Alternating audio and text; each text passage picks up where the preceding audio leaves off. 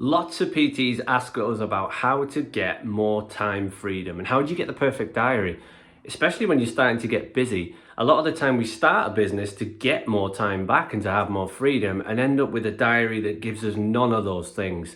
So if that's you and you're listening to this, I've got 5 tips for you to start working towards that perfect diary.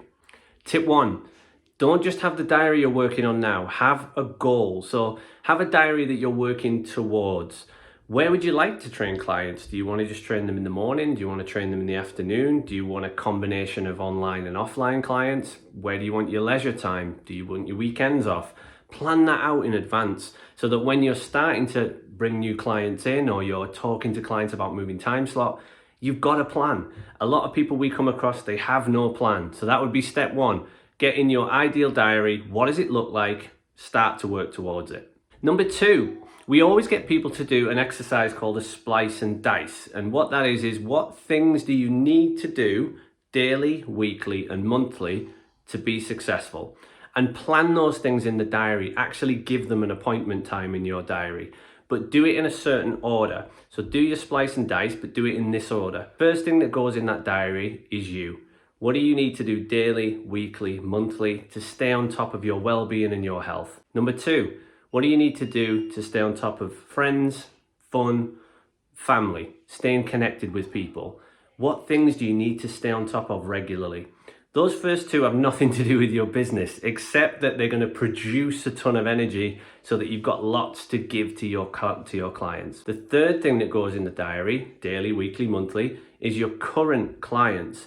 Make sure that you're servicing them to a high level. That means you're going to retain them and they're going to refer. So 2 huge tools to grow your business. The last thing, and this does not mean less important, the last thing that goes in is it's going to be new sales, new business opportunities, maybe time to speak to your team, whatever that's going to be, right? But it's about future-paced things. So planning then whatever time you've got left in that diary, planning for future-paced goals. Number 3, give every task a time limit. This will do a couple of things. It will focus your brain. If you give a task a time limit, so say you know that I'm going to train in the gym and I'm going to give myself 30 minutes to train. It will take 30 minutes. If it's an admin task, and this is one we commonly see, if you're going to write client programs, write in how long that's going to take you and give it a specific time. That will mean you're more productive and it will make you more focused. There's also a bit of a law that says that if you give the time to a task a little bit longer, it will take you a little bit longer.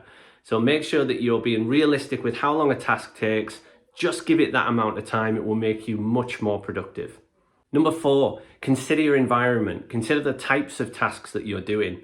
If it's a creative task in your diary, do you like to do that late at night? Do you like to do that in the morning? Where's the best space in your house to do that? Or maybe it's not in the house. Maybe you have to get out and go to a coffee shop or something like that. Figure out where you work best and what times of day you work best and plan around that. This is all about creating more productivity rather than being sat there getting stuck in the mud with some of the tasks and ending up having to kick the can down the road and book it in somewhere else. Number 5, get rid of any time wasting activities. This tends to be stuff that is relatively unimportant. And sometimes it's quite nice, so that does fall into your fun, family and friends, but we all know sometimes that it might not be the best idea to watch too much TV. It might not be the best idea to be non-productive with our time when we know we've got admin booked in the diary. So this is about switching certain things off.